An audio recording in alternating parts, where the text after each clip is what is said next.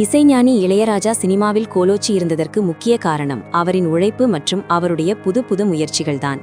தன்னுடைய ஒவ்வொரு பாடல்களிலும் வித்தியாசம் காட்ட வேண்டும் என்கிற முனைப்போடு சிரத்தை எடுத்து வேலை பார்ப்பார். இதன் காரணமாகவே அவரின் பாடல்கள் காலம் கடந்து ரசிகர்களால் கொண்டாடப்பட்டு வருகின்றன. இளையராஜா அகபெல்லா எனப்படும் இசைக்கருவிகளே இல்லாமல் வெறும் கோரஸை மட்டும் வைத்து உருவாக்கப்படும் பாடலை உருவாக்கி அசத்தியுள்ளார். அது என்ன பாடல் என்பதை பார்க்கலாம். KR இயக்கத்தில் கடந்த 1995ஆம் ஆண்டு வெளிவந்த திரைப்படம்தான் மாயாபஜார். இதில் ராம்கி நாயகனாக நடித்திருந்தார்.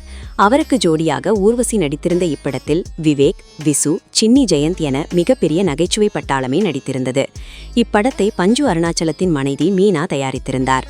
இப்படத்திற்கு இசைஞானி இளையராஜா தான் இசையமைத்திருந்தார்.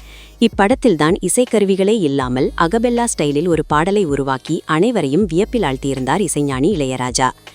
இசைக்கருவிகளே இல்லாமல் இளையராஜா உருவாக்கிய அந்த பாடல் வேறெதுவுமில்லை. மாயாபஜார் படத்தில் இடம்பெற்ற நான் புறந்து வந்தது என்கிற பாடலைதான் அவ்வாறு உருவாக்கியிருந்தார் ராஜா.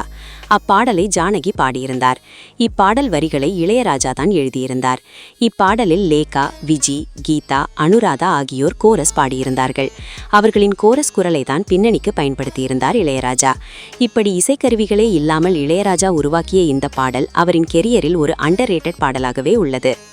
இளையராஜா 1995ஆம் ஆண்டு உருவாக்கிய அகபெல்லா பாடலை இசைப்புயல் AR ரகுமான் 1993ஆம் ஆண்டே செய்துவிட்டார்.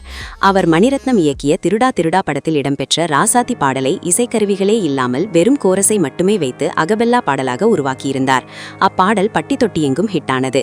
ஆனால் மாயாபஜார் படம் தோல்வியடைந்ததால் அதில் இளையராஜா இசைக்கருவிகள் இன்றி இசையமைத்த நான் புறந்து வந்தது பாடல் பெரிய அளவில் கவனம் ஈர்க்கவில்லை என்பது குறிப்பிடத்தக்கது.